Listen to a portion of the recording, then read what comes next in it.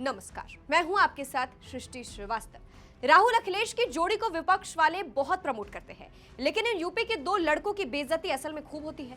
भाजपा ने इनकी ऐसी बेइज्जती की है जिससे कांग्रेस सपा बौखला उठेगी।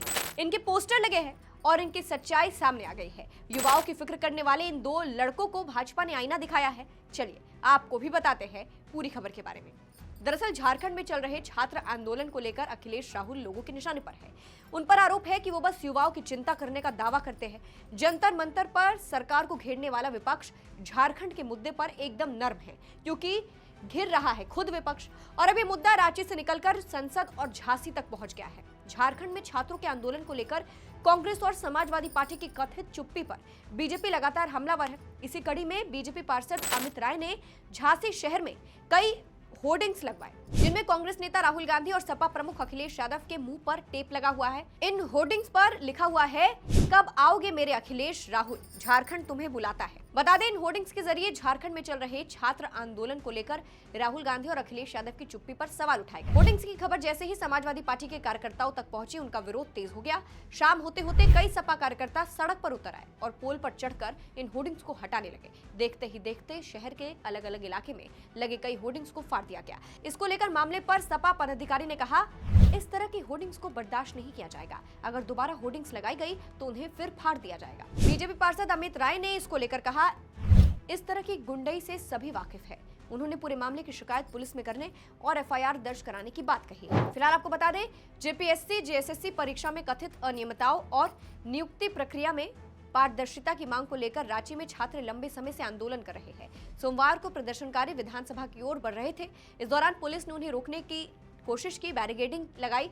स्थिति को नियंत्रित करने के लिए वाटर कैनन का इस्तेमाल किया गया। इसके अलावा उन पर लाठी चार्ज भी की गई, जिसको लेकर भाजपा हमलावर है। भाजपा प्रवक्ता सुधांशु त्रिवेदी ने इसको लेकर क्या कुछ कहा था, अंत में आपको सुनाते हैं। इस पूरी खबर को आप कैसे देखते हैं, कमेंट करके जरूर बताइएगा। नमस्कार। इस समय पूरा देश देख रहा है कि झारखंड में छात्र लोग अपने मुद्दों को लेकर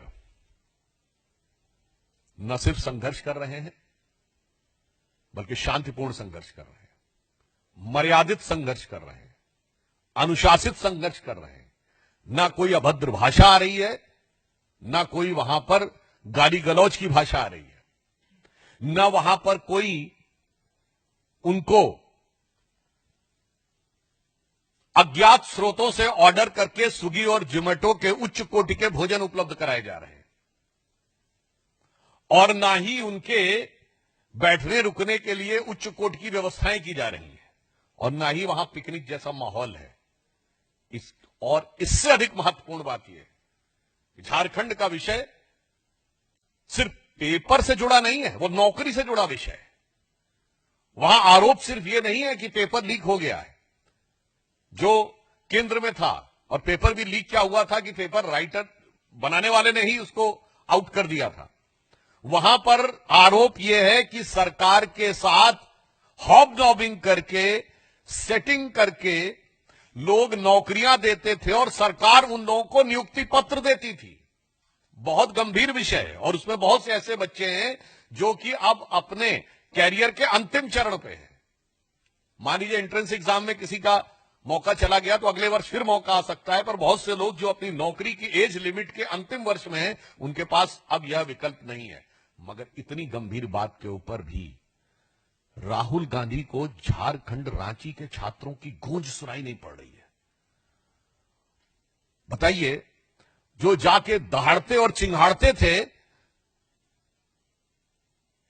कोटा से लेके और प्रयागराज तक, वो रांची पे मिमियाते हुए भी नजर नहीं आ रहे हैं। यह दर्शाता है कि उनका उद्देश्य छात्र हितों की बात करना नहीं, अपने राजनीतिक स्वार्थों की पूर्ति करना है।